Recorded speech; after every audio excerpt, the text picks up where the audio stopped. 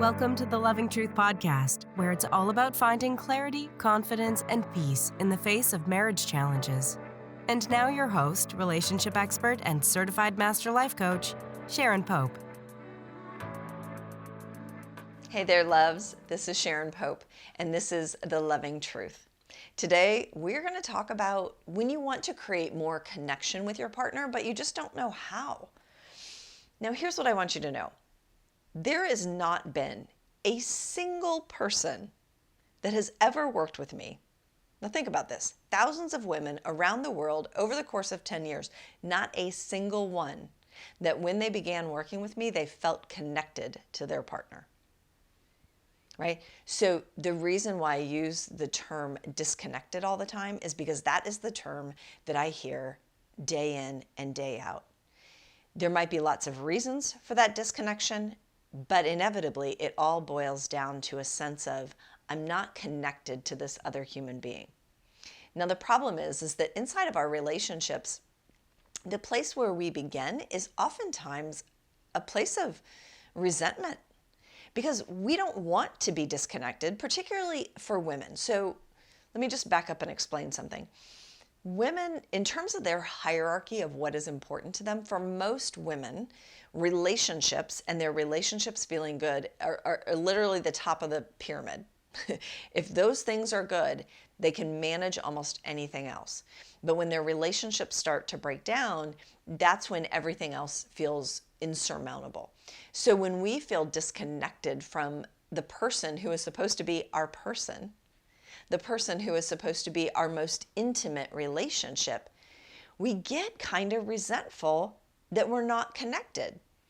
And because we're not trying to do anything to create that disconnect, right? We're not actively trying to do that. And honestly, nobody believes that their actions are, quote, wrong or hurtful because they're not trying to do that. That's not their intention.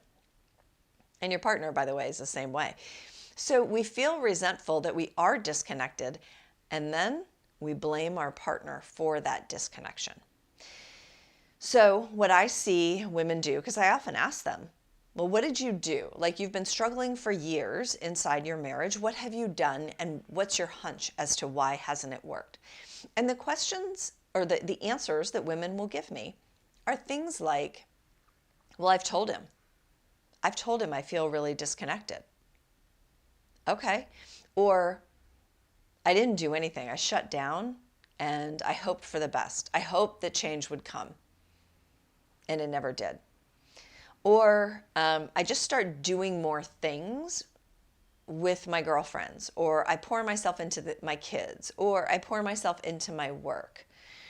Things like that. So I want to talk through those actions that we're taking and why they haven't been successful, before we get into what you can do to create reconnection in the relationship.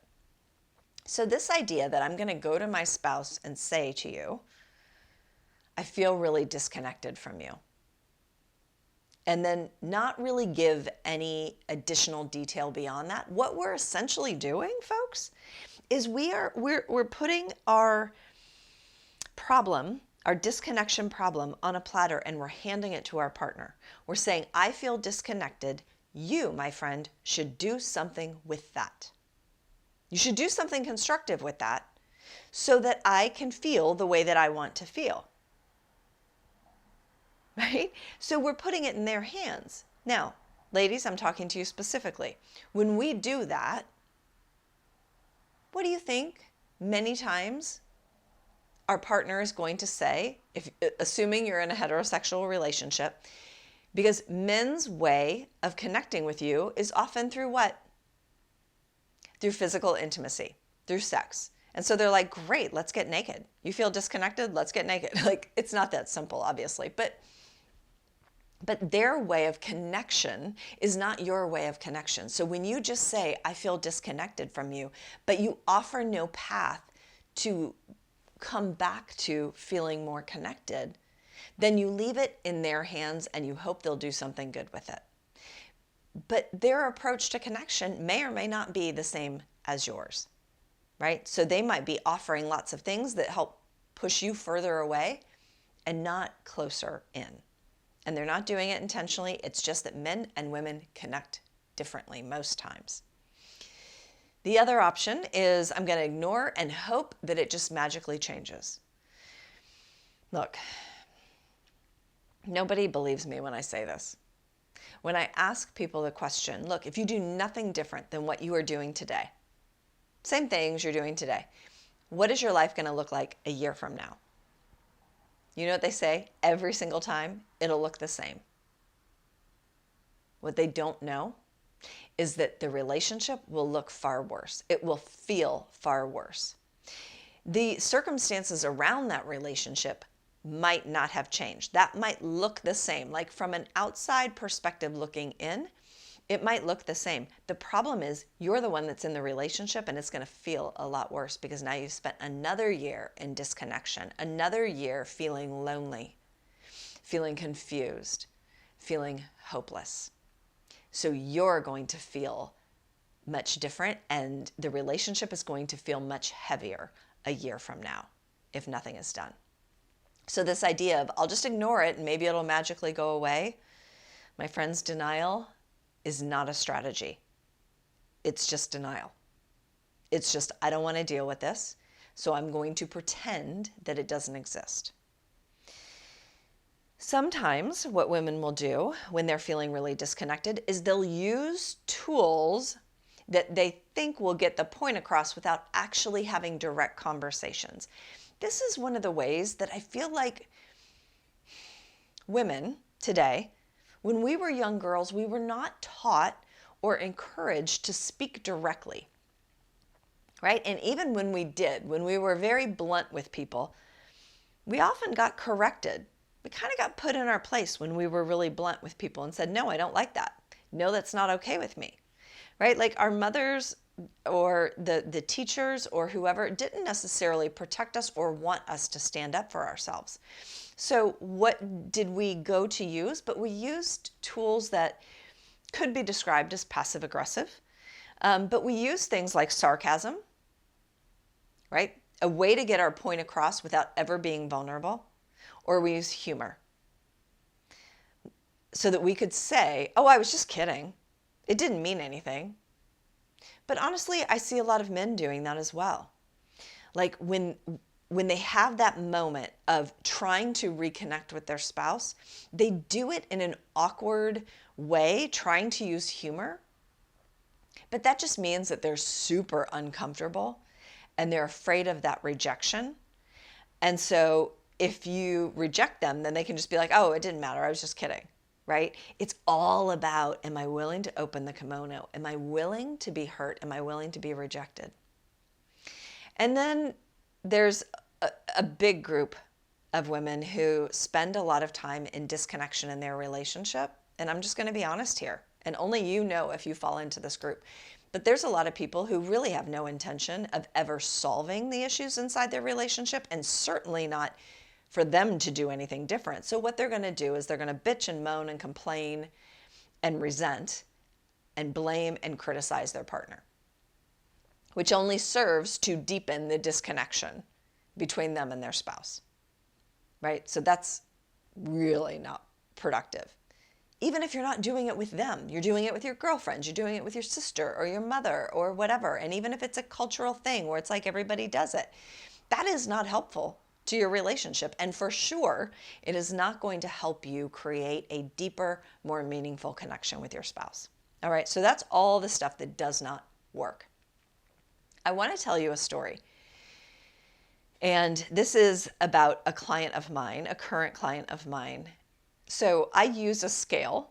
Oftentimes I say, look, the scale is 1 to 10, right? And this gives me a barometer where everyone on this scale is struggling in their marriage. But people down at 1 or 2, they're struggling, but they want to do everything they can to make the relationship feel better.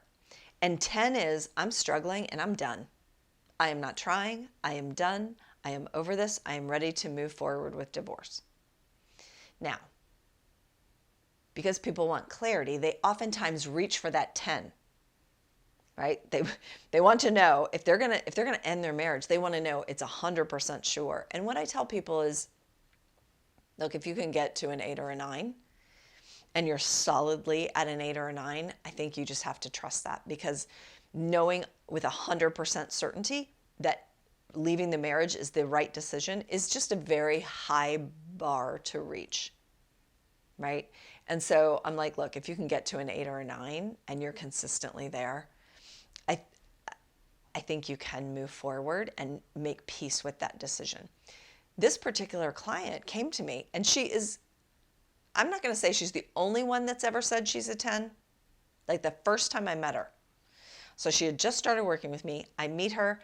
I'm finding out all about her and her relationship and how she got here and where she wants to go and all the things. And she says, I am a 10 on that scale. I am done. And she was very, very clear about that. Now, I only remember that because it never happens. Nobody comes to me when they're a 10. So it was unusual. Here's why I tell you that. So she, as well as a few other of my clients right now, they have gone through, I don't want to break their confidence. I just want to say they've gone through things, and everyone has traumas, and pain is pain, and all pain matters.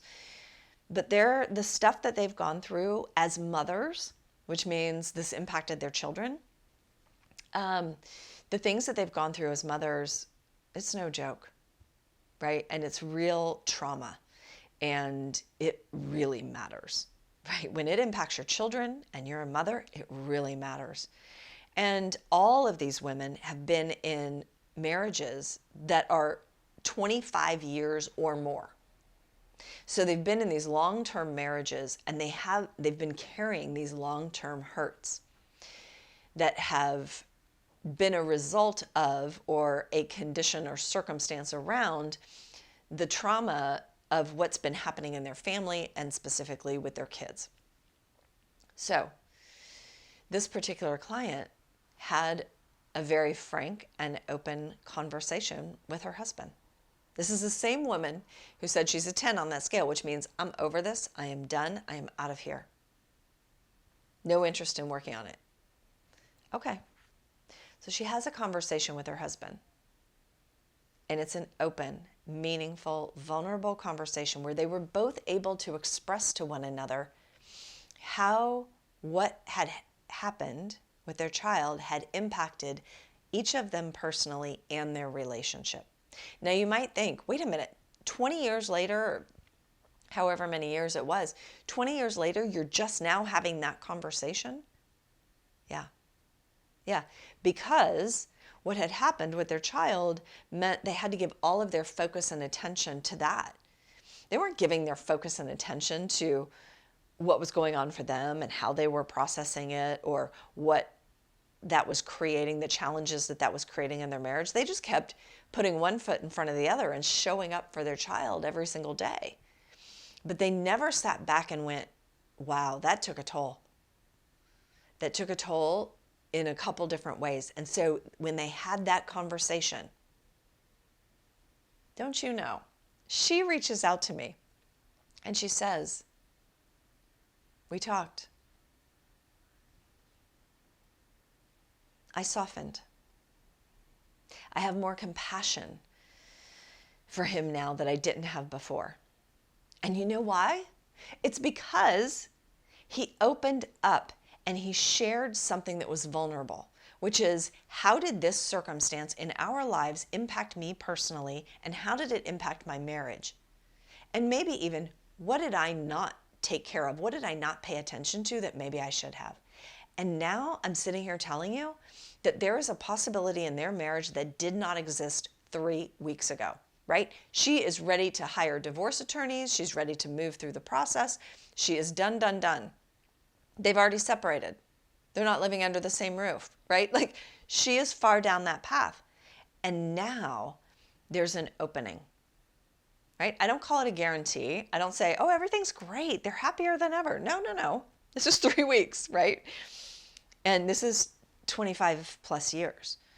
But there's a possibility that now exists that didn't exist before because they got vulnerable, right? So all the things that I was talking about before of how we approach that disconnection of, I feel disconnected from you, do something with it, or ignore it, bury my head in the sand, use humor or sarcasm to kind of bring it up but not be direct in my communication about it, or just bitch and moan and complain about it.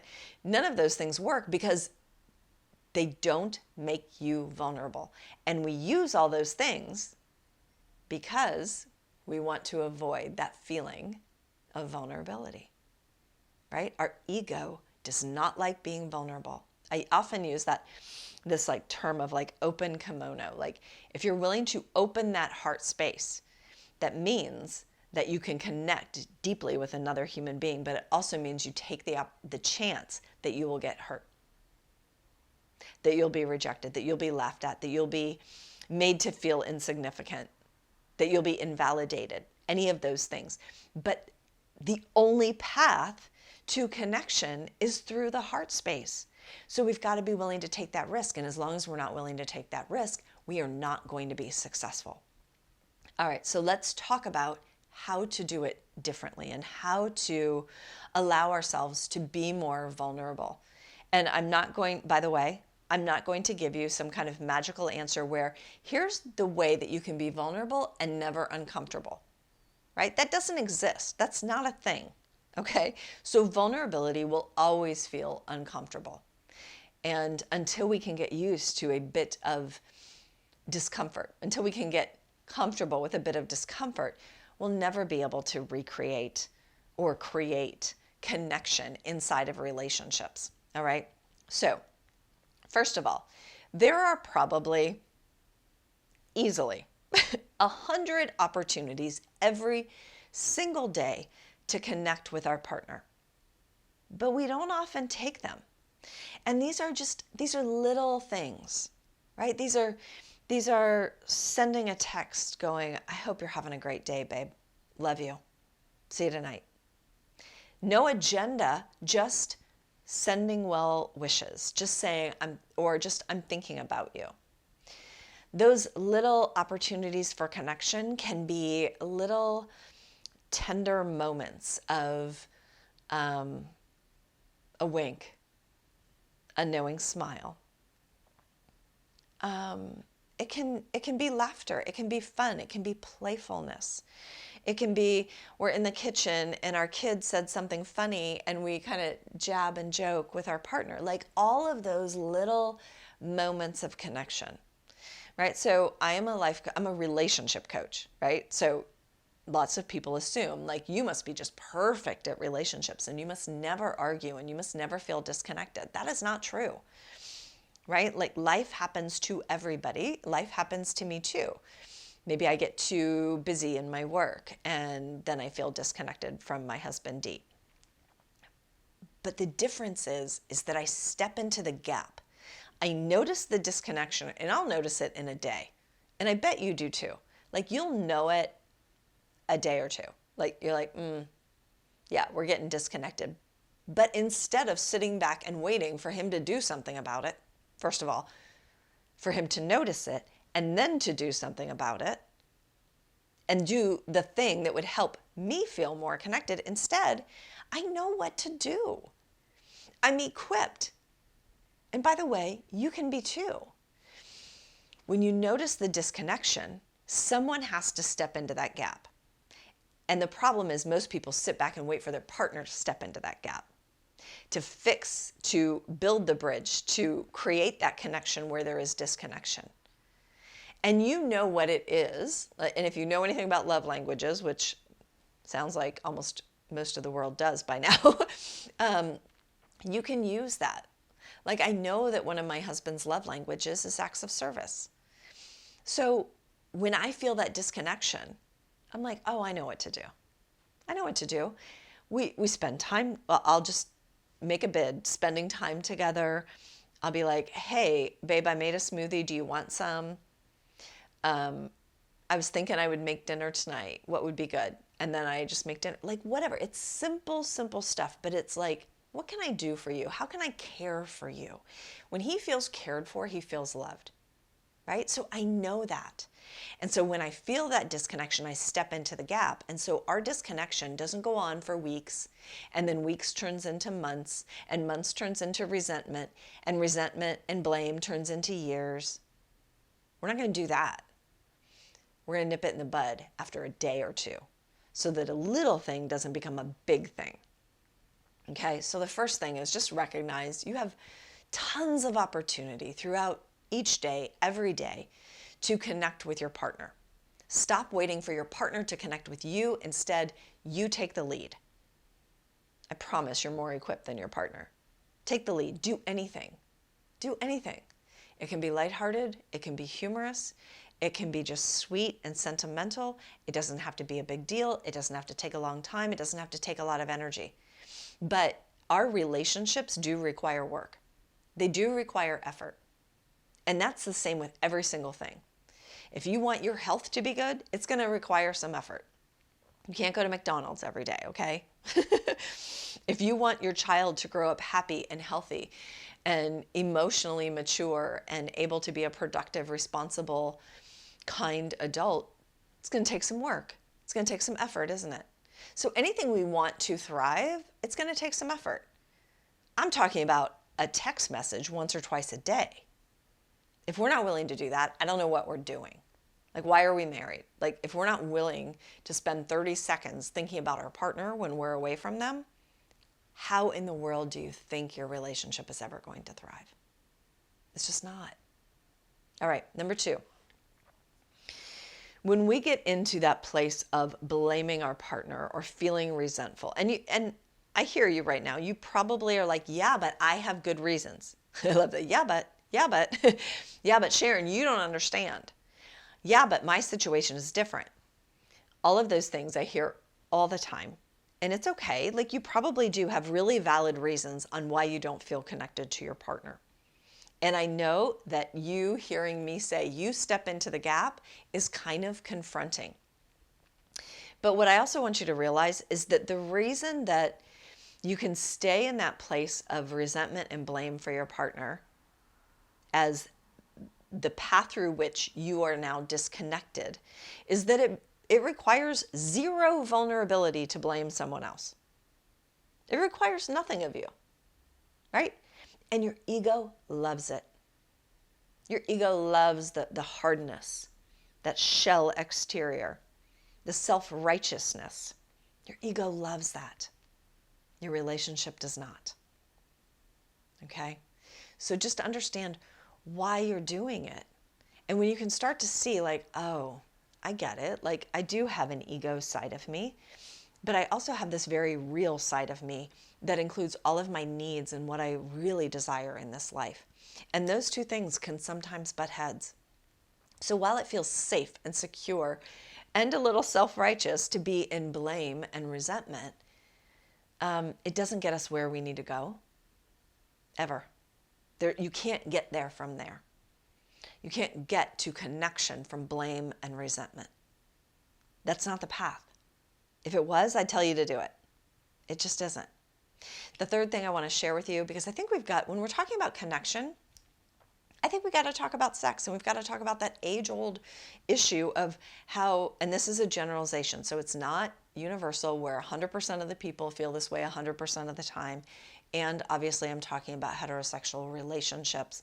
Although sometimes in same-sex relationships, there is someone who takes on more of what heterosexuals would call the male role versus the female role.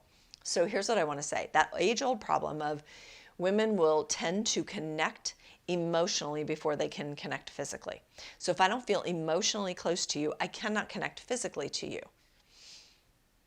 Where men tend to connect emotionally by connecting physically, right? So I'll feel closer to you when I am able to physically connect to you. And so then it becomes this, where sex is sort of the weapon, or it's the thing in the middle of the table that no one really, like the woman doesn't want to give up and the man is trying to get. And it's this cat and mouse game of something that we should both technically want and desire in a healthy, productive way so that we can feel closer as a couple. So this idea that when you feel disconnected, and again, generalization, but if a man says, well, great, let's just have sex, that'll solve it. It really might solve it for him. It might pull you further and further away for you if you have to connect emotionally before you can connect physically. Because the issue is that you're going to feel like you were pressured into something that you didn't want to do. And that makes you feel like I can't trust you. And now that distance is going to get further and further away. Now I'm going to feel less trusting of you, which makes me not want to be any closer to you. So it served an opposite purpose. So I love what Vanessa Marin, she's a sex therapist, talks about on this topic. You know, most of the time when we talk about this topic of how men and women connect very differently, no one ever takes a stand. And she actually did. And she said, look, if the person who has to connect emotionally first before they can connect physically, I'm sorry, but they have to win this argument. Because the result is that I don't feel safe with you. And so you want me to have sex with you without feeling safe with you. Well, that's a recipe for disaster, right? And this idea that, wait a minute, you want me to pretend that I want to be close with you physically, even though we are operating like absolute strangers in our household and we both know it. So when you want me to just pretend that I want to be with you physically, even though we are not emotionally connected at all, it's such an insult. And that's something that I learned from Vanessa Marin as well. So when it comes to that, I don't want to say like the woman wins, but whoever is in that position of they have to connect emotionally before they can connect physically, that's got to come first. I agree with her. It's got to come first. Because if you're not safe, you can't connect. Many people cannot connect physically. And I don't think that there should be a professional on the planet that would tell you, no, just do it, because it's your obligation. Just get naked, have sex with your partner, and then, you know what, if you need to, just cry yourself to sleep afterwards, which happens a lot. I can't ever, I know that there are people out there that would say that. I'm not one of them, right? But we've got to find our way through that as a couple. So here's where I want to land as it relates to creating more connection inside your relationship. There is no path to creating connection with another human being that does not walk through the town of vulnerability. You can't bypass it. I know you want to. I know you want there to be a different answer. There just isn't. It means we're going to have some tender moments where we're going to have to speak what's true for us, even when it's hard to say it or hard to hear it. We're going to have to say what we're really scared about, what we're really fearful about, right? Instead of, you never, all you care about is your work. So much easier to say than to say, I'm scared I don't matter to you anymore, babe. Right? One is super vulnerable, but it's the truth. The other is a circumstance that we've framed and given meaning to. Okay? We can say, you know what? I gave up on us. I gave up on us in this way, and this way, and this way, and I never told you that I gave up. I just quietly stopped trying. I stopped opening up. I stopped trying to have conversations, and I stopped sharing with you. And so through all of that, both of us have created a very deep disconnection, and it's going to take both of us to resolve it. Or when it comes to sex, instead of being like, we haven't had sex forever, which is a criticism that your partner's going to take as a criticism, imagine if you said, I miss us. I miss you. I want to feel close to you again. This is what I'm talking about. You can't bypass the vulnerable stuff if you want to create connection. So my question is, are you willing? Are you willing to share your heart, and are you willing to be vulnerable? There's no guarantee you won't get hurt. There's certainly no guarantee that your partner will react and respond in the way that you want them to. But at least, maybe like my client, it gives you a possibility that didn't exist before. It doesn't mean everything gets fixed in one fell swoop. It means you could create a possibility that didn't exist before. All right? So give it some thought. Open your mind to it a little bit. And recognize that the path that created the disconnection, when you keep using those same tools to try to create connection, of course it's not going to. So we need new tools to create new points of connection, new habits to maintain and sustain connection in a long-term relationship. All right? I hope that was helpful for you. Until next week, take really good care. If you're listening to this podcast because you're struggling to decide whether to stay or go in your marriage, and you're serious about finding that answer, it's time to book a Truth and Clarity session with a member of my team. On the call, we'll discuss where you are in your marriage and explore if there's a fit for you and I to work together so you can make and execute the right decision for you and your marriage. Go to clarityformymarriage.com to fill out an application now. That's clarityformymarriage.com.